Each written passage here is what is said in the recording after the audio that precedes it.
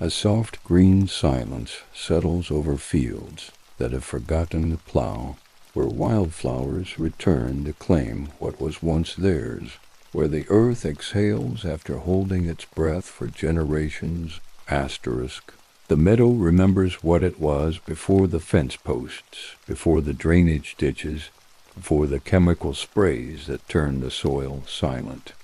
Deep in its roots and seeds, in the mycorrhizal networks threading beneath the surface, in the memory of the land itself, the meadow holds the pattern of what once grew here, waiting for the chance to return. Tonight, as darkness falls across abandoned fields and recovering ground, nature begins again the patient work of healing, of remembering, of becoming once more what it was always meant to be. Let yourself settle now into this quiet transformation, this gentle resurrection of green and growing things, where time moves slowly and recovery is measured in seasons, not seconds. Before we continue, if you'd like to join me for more stories like this, feel free to subscribe. I share a new one every day. And if you don't mind, leave a comment and tell me where you're listening from and what time it is for you right now. I love seeing how far these stories travel. The first year after the last harvest, the field looks almost unchanged. The furrows remain visible, regular lines across the brown earth. The geometry of agriculture is still imposed on the landscape. But already, in the margins where the plow never quite reached, where the herbicide spray missed or diluted in the rain, small green shoots emerge. These are the pioneer species, the opportunists that specialize in colonizing bare ground, in finding purchase where others cannot yet survive. They are not the flowers that will come later, not the diverse community that will eventually establish itself, but they are the beginning, the first tentative step toward recovery. Nettles appear along the field edge, their serrated leaves defensive, their roots spreading rapidly through the disturbed soil. People curse nettles, pull them, spray them, see them as weeds requiring elimination. But nettles are healers, soil improvers, their presence indicating nitrogen-rich ground, their growth preparing the way for species that will follow. They feed the caterpillars of tortoiseshell and peacock butterflies. Their seeds feed finches through winter. Their fibers were once woven into cloth stronger than cotton. The nettle knows its purpose, performs its work without recognition or gratitude, and in performing that work, changes everything. Thistles follow, their seeds arriving on the wind, their deep taproots breaking through compacted soil, creating channels for water and air to penetrate, for other roots to follow. The thistle's purple flowers, when they finally appear in the second summer, will feed bees, and butterflies will produce seeds that goldfinches harvest with acrobatic precision. Hanging upside down from the seed heads, their red faces and yellow wing bars bright against autumn gray. The thistle, too, is vilified, controlled, eliminated from tidy gardens and managed fields. But in this recovering meadow, the thistle is essential, a constructor of soil structure, a provider of nectar and seed, a step in the succession that leads toward diversity.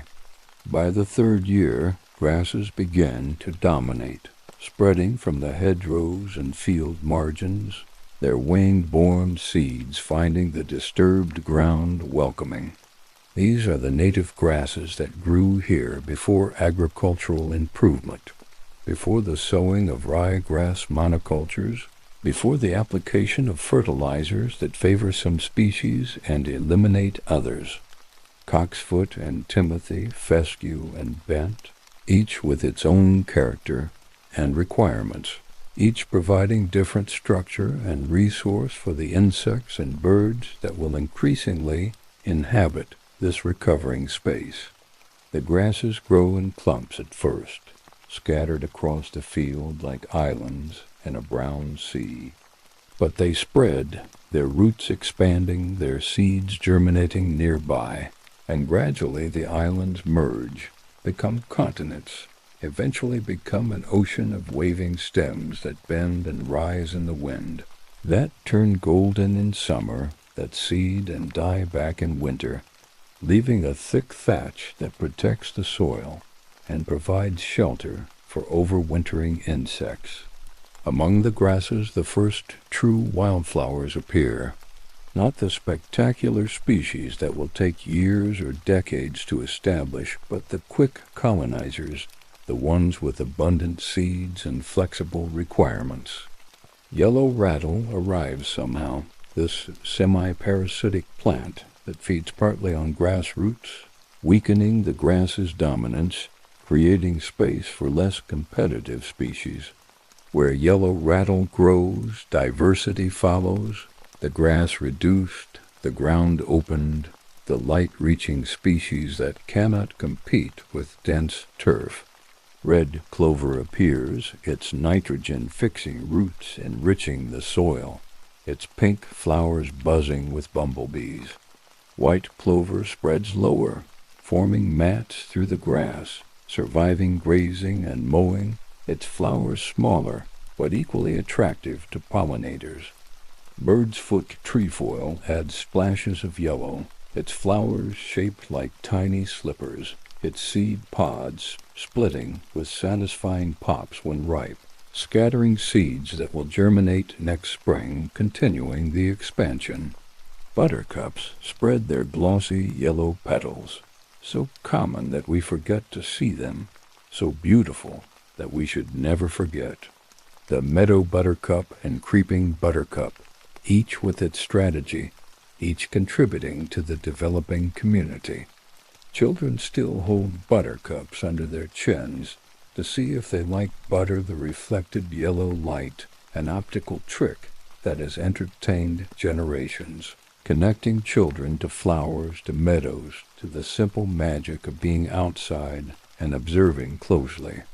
In the 4th and 5th years, the meadow enters a period of rapid change. The pioneer species that dominated early succession began to decline, shaded out by taller grasses, outcompeted by later arrivals with different strategies. This is natural, necessary, the meadow maturing, its composition shifting, its structure becoming more complex. The dead stems of first-year plants feed the soil, return nutrients, create the conditions for what comes next.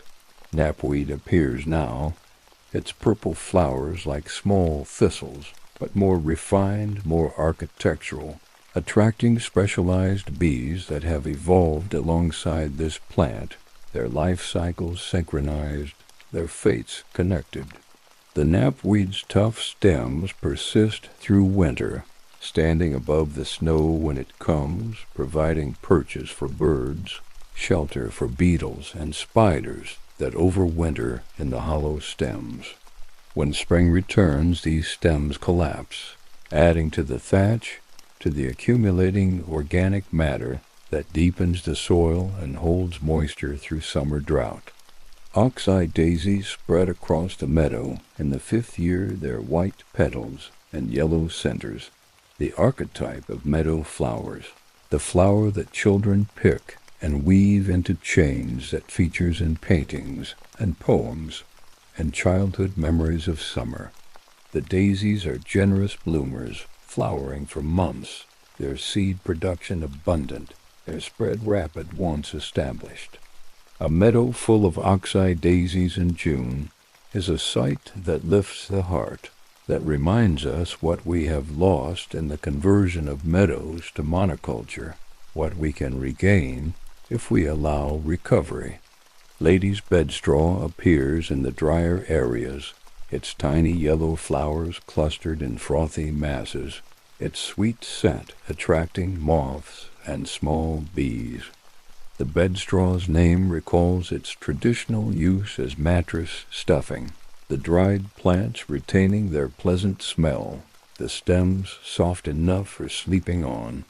In this meadow, the bedstraw spreads slowly but persistently, finding the well-drained patches, the thin soils, the places where other species struggle, filling those niches with its particular presence.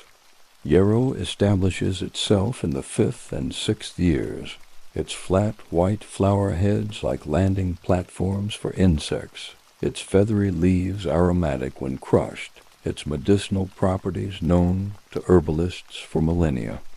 Yarrow stops bleeding when applied to wounds, reduces fever when drunk as tea, repels certain insects while attracting beneficial ones. The plant is tough, drought-resistant, able to thrive in poor soil, its presence adding another layer to the meadow's developing complexity. As the meadow matures, its structure becomes three-dimensional. No longer just a carpet of low growth, it develops layers. Tall grasses reaching 3 feet or more, medium-height flowers at 2 feet, low-growing species at ground level, and beneath it all the dense root zone and the soil surface with its community of mosses and lichens. This structural complexity creates habitat for a corresponding complexity of animal life. Grasshoppers appear in the warming summers, their stridulation filling August afternoons with rhythmic chirping, each species with its own song, its own timing, its own requirements. The meadow grasshopper prefers longer grass, the common field grasshopper shorter turf, the mottled grasshopper the driest patches. Their presence indicates habitat quality, their songs indicate summer, their sudden silence when you approach indicates their wariness, their explosive jumps when pressed too close indicate their athletic ability. Butterflies increase year by year as the meadow develops. The first to arrive are the generalists, the species that can breed on common plants, small whites on the crucifers that appear along the margins, meadow browns on the grasses, small coppers on dock leaves. But as the plant diversity increases, so does the butterfly diversity. Common blues appear when bird's foot trefoil is abundant, their caterpillars feeding on this plant specifically, the adults nectaring on many flowers but breeding only where their larval food plant grows. Skippers arrive, those small brown butterflies that are actually more closely related to moths, their flight pattern darting and rapid, their behavior sun-dependent, basking with wings spread when the sky is clear, disappearing into cover when clouds pass. The skippers need specific grasses for their caterpillars, need nectar sources for the adults, need the structural complexity of mature meadow to provide the microclimates they require. Bees of many species work the flowers through the growing season. Bumblebees are most visible, their large furry bodies and loud buzzing impossible to miss as they move from flower to flower, their pollen baskets heavy with orange or yellow loads. Different bumblebee species have different tongue lengths, allowing them to access different flowers, the long-tongued garden bumblebee preferring deep flowers like vetch and clover, the short-tongued buff-tailed bumblebee taking shallower flowers like bramble and apple. Solitary bees are less obvious but more numerous, each species with its own nesting requirements and flower preferences.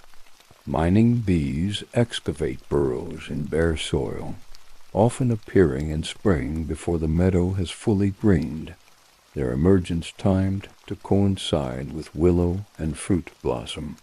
Mason bees nest in hollow stems and beetle borings, their presence dependent on the meadow retaining dead stems through winter, on management that doesn't cut everything down, that allows structure to persist. The meadow's bird life changes as the habitat matures. Skylarks return to nest, these ground nesting specialists that require open ground with scattered taller vegetation, that rise on quivering wings while singing their ascending song. that are declining across Britain as meadows are lost or intensively managed. To have skylarks breeding is an indicator of meadow quality, of management appropriate to wildlife, of connection to a pastoral past when skylarks were common across agricultural landscapes. Yellowhammers visit from the hedgerows, the males singing their little dash bit dash of dash bread dash and dash no cheese song from prominent perches, the females slipping quietly through the grass to nest at the base of shrubs. The yellowhammer has declined severely across Britain, a victim of agricultural intensification, of hedge removal, of herbicide use that eliminates the seeds they feed on. In this recovering meadow, yellowhammers find habitat that is increasingly scarce, find the seeds and insects they need to raise their young successfully. Meadow pipits nest in the longer grass, these small brown birds that are easy to overlook, that have a butterfly-like display flight, rising while singing, then parachuting down on stiff wings. The pipits feed on insects gleaned from vegetation and ground, their success dependent on abundant invertebrate life, on diverse plant structure, on the complexity that this meadow is developing year by year. By the 10th year, if the meadow has been left completely unmanaged, it may begin to show signs of succession toward scrub. Hawthorn seedlings appear, having survived in the grass until large enough to show above the surrounding vegetation. Bramble spreads from the hedgerows, its arching stems rooting where they touch ground, creating impenetrable thickets that provide nest sites and protective cover. Willow establishes in the wetter patches, fast-growing and vigorous, shading out the light-loving meadow flowers. This is the dilemma of meadow conservation. Left completely alone, most meadows will eventually become woodland. The diverse wildflower meadows we value are actually a managed habitat, maintained by mowing or grazing at appropriate times, kept in a state of arrested succession. Traditional farming created these meadows inadvertently. The hay cut for winter fodder, preventing scrub establishment. The grazing afterwards, keeping the vegetation short enough that many species could coexist. But light management is required, not the intensive agricultural management that created improved grassland, but the gentle intervention that mimics traditional practices. A late summer cut, after most flowers have set seed, removing the vegetation to prevent thatch accumulation and allow light to reach smaller species, or grazing with appropriate livestock at appropriate density, the animals creating a mosaic of sward heights and disturbance that maximizes diversity. Some meadows are being restored actively, not left to recover on their own, but helped along with seed from donor meadows, with soil treatments to reduce fertility, with careful management from the start. These restoration projects accelerate the process, bringing back species that might take decades to colonize naturally, creating diverse meadows within years rather than decades. The techniques are well understood now. Remove topsoil if it's too fertile, as many meadow flowers prefer nutrient-poor conditions. Sow seeds or introduce hay from species-rich donor meadows. Manage appropriately from the start, cutting and removing vegetation to prevent nutrient accumulation. In southern England, on the chalk downs, ancient meadows persist that have never been plowed, never been improved with fertilizer, continuously managed as meadows for centuries. These are the benchmarks, the reference points, the survivors from when such meadows were common across the British landscape. They contain plant species now rare or absent elsewhere, early purple orchids and pyramidal orchids, cowslips and fairy flax, dropwort and salad burnet. These plants cannot compete in fertile conditions, cannot survive intensive management, but in the nutrient-poor chalk soil with appropriate grazing or cutting, they thrive. The orchids are perhaps the most celebrated inhabitants of old meadows. These specialized flowers, with their complex relationships with soil fungi, with their specific requirements for light and moisture and nutrients, are indicators of meadow age and quality. A meadow with abundant orchids is almost certainly old, its soil fungi established, its management appropriate, its value for conservation high. The orchids flower in sequence through the season. Early purple orchids in April and May, their purple spikes appearing while the grass is still short. Common spotted orchids in June, their variable pink flowers marked with darker spots. Pyramidal orchids later, their dense conical flower spikes smelling faintly of foxes. But even without orchids, recovering meadows have value. The common flowers that appear within years provide nectar and pollen for pollinators that are declining across agricultural landscapes. Every patch of knapweed feeds bees. Every buttercup provides pollen. Every grass produces seeds that feed birds through winter. The perfect should not be the enemy of the good. We need both the ancient meadows preserved and the new meadows created, both the rare species protected and the common species encouraged. The soil beneath the meadow is its own ecosystem, complex and mostly invisible. In the first years after cultivation stops, the soil is biologically impoverished, its structure damaged by plowing, its fungal networks disrupted, its earthworm population reduced. But soil recovers, given time and appropriate conditions. Earthworms recolonize, their burrows creating drainage and aeration, their casts mixing organic matter into the mineral soil. Different earthworm species occupy different niches, some living in the leaf litter, feeding on decaying vegetation, some making vertical burrows deep into the soil, pulling leaves down to feed, some living permanently underground, feeding on soil organic matter. The mycorrhizal fungi that associate with plant roots, extending their reach for nutrients and water, reconnect and spread. These fungal networks are essential to plant health, particularly in nutrient-poor conditions. The fungi trading nutrients for sugars produced by photosynthesis, the relationship mutually beneficial, evolved over hundreds of millions of years.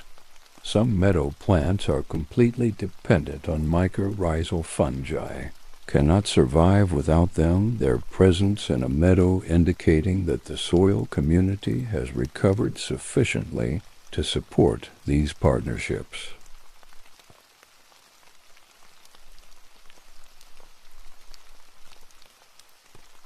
Bacteria and other microorganisms multiply in the soil as organic matter accumulates, as root exudates feed them, as conditions improve. The soil changes color, becoming darker as organic matter increases, becoming more structured as fungal hyphae bind particles together, becoming more alive as the microbial community develops. Healthy soil smells earthy and sweet, the smell of actinomycetes bacteria, the smell of life and growth and fertility. The meadow's seasonal rhythms become more pronounced as it matures. Spring arrives with a flush of green growth, the grasses and flowers responding to warming temperatures and lengthening days, their growth rapid and vigorous.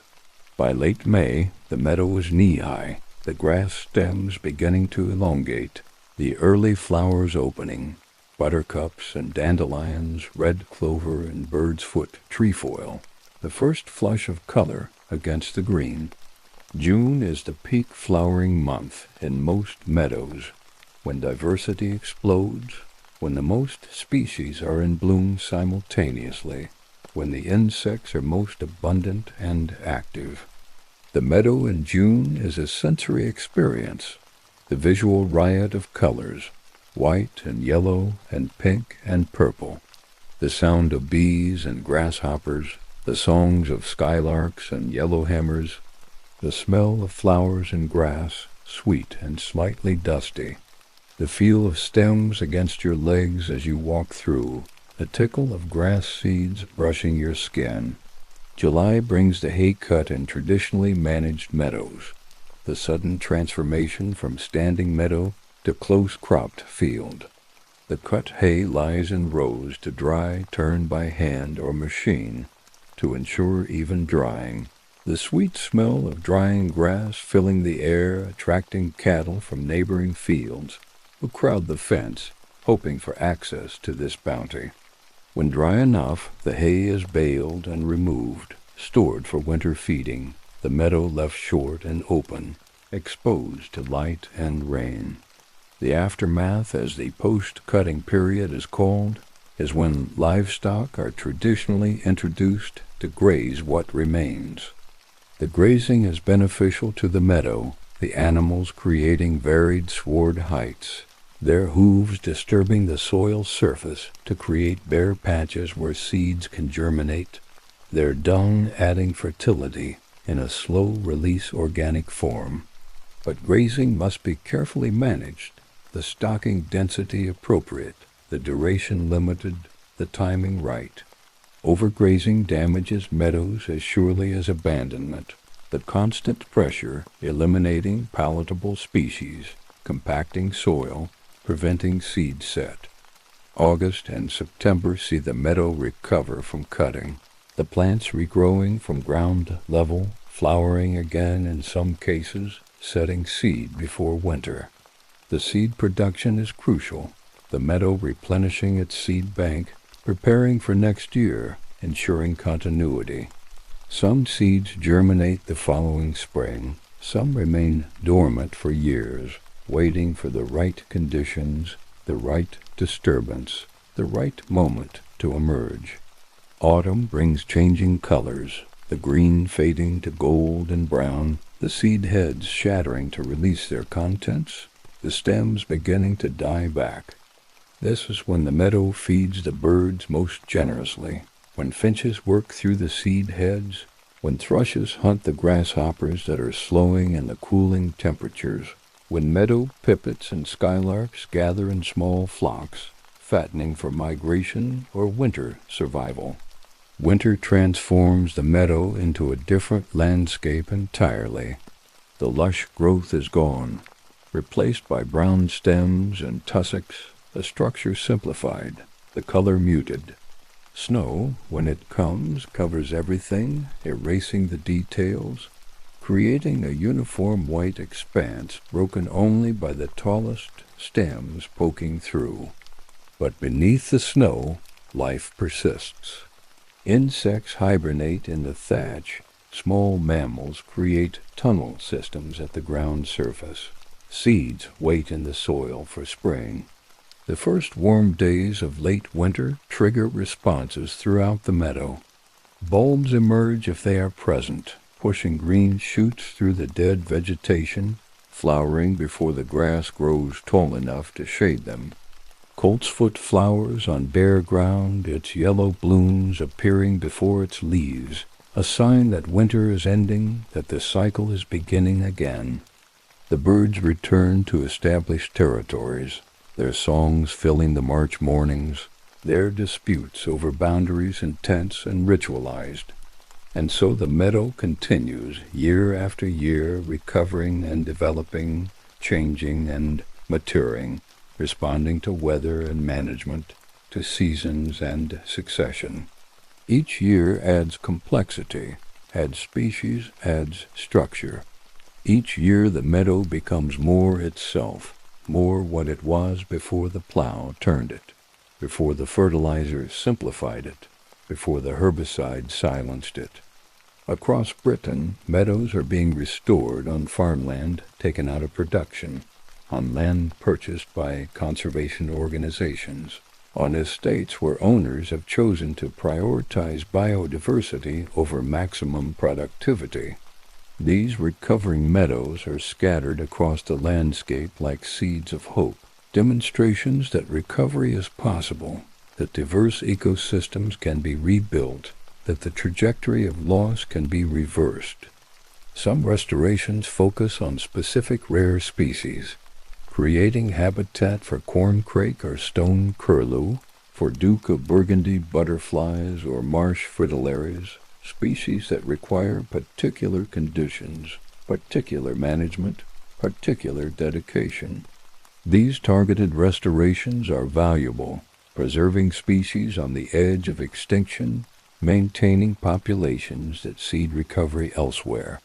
But they require ongoing management, constant attention, expert knowledge. They are intensive conservation, necessary but demanding. Other restorations aim simply for diversity, for abundant common species, for functional ecosystems that provide services, pollination and carbon storage, water retention, and soil health, beauty, and connection to nature. These meadows may never have rare orchids or nesting corncrake, but they have value nonetheless. They provide habitat where little existed before. They connect fragmented landscapes. They demonstrate that agriculture and nature can coexist, that farming need not mean ecological impoverishment. The debate about how to restore meadows, what management to apply, what outcomes to aim for, continues among ecologists and conservationists. Some argue for minimal intervention, letting nature take its course, accepting whatever develops. Others advocate active management from the start, choosing species to introduce, timing cuts precisely, controlling scrub aggressively. The truth likely lies somewhere between different approaches appropriate for different situations, different goals requiring different strategies. What seems clear is that meadows need space and time to recover, need reduction in inputs and disturbance, need management that mimics traditional practices without the economic pressure that often leads to intensification. The economics of meadow restoration are challenging, as the value these meadows provide, the ecosystem services they deliver, are not easily monetized. Pollination and carbon storage, water quality and mental health benefits, biodiversity and beauty, these have value that our economic systems struggle to recognize and reward. Yet increasingly, mechanisms are being developed to value these services, to pay landowners for environmental outcomes rather than just production volume. Agri-environment schemes in Britain pay farmers to manage land for wildlife, to maintain meadows and hedgerows, to create habitat and reduce inputs. The payments are modest compared to intensive agriculture's returns, but they make biodiversity-friendly farming economically viable, create incentives for conservation, begin to internalize the environmental costs and benefits that markets traditionally ignore. Individual gardeners, too, are creating meadows, converting lawns to wildflower areas, reducing mowing, allowing diversity to develop. These small meadows, measured in square meters rather than hectares, collectively make a difference. Urban meadows provide habitat in landscapes otherwise dominated by concrete and tarmac, create stepping stones for species moving through fragmented landscapes, connect people to nature in places where nature seems absent. The No-Mow May movement encouraged people to leave lawns uncut through May, allowing dandelions and daisies to flower, providing nectar when pollinators need it most. This simple change in management, this reduction in intervention, costs nothing and provides measurable benefits. The dandelions we spray and mow and curse are actually valuable resources, their early flowers providing essential food for emerging queen bumblebees. their abundance making them ecologically important despite their commonness. Children growing up with access to meadows develop differently than those growing up only with concrete and screen. The meadow provides unstructured play space, provides beauty and diversity, provides connection to seasonal rhythms and natural processes. A child who has caught grasshoppers in a meadow, who has made daisy chains, who has lain in long grass watching clouds, has memories and connections that enrich life, that create understanding and care for the natural world.